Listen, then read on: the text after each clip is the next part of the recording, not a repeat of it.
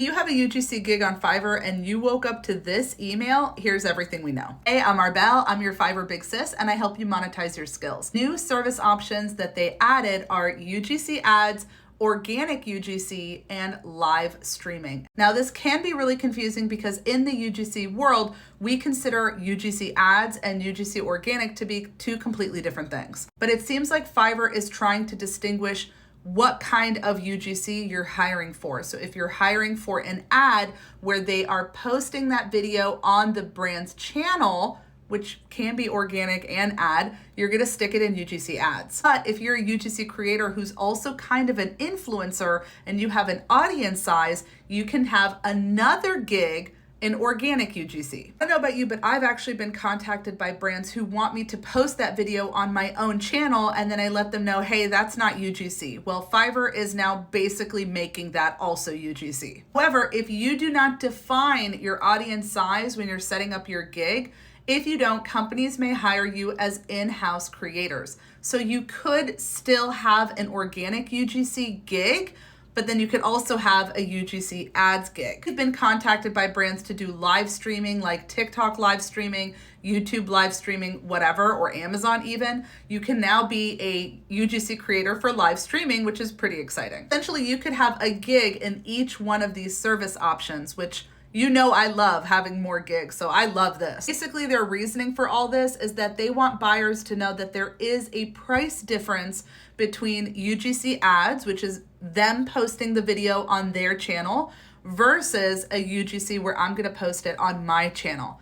We all know that, right? That's a huge price difference. But buyers still will be confused. So it's up to us as sellers to educate them on these new factors. Yes, they are confirming that creating separate gigs for one or more of the other service types you offer. So you can create similar gigs with just a different pricing structure and a new service option. But this is the most important part right here. Meanwhile, we are removing the existing services of unboxing, product demos, and tutorials, and traveling.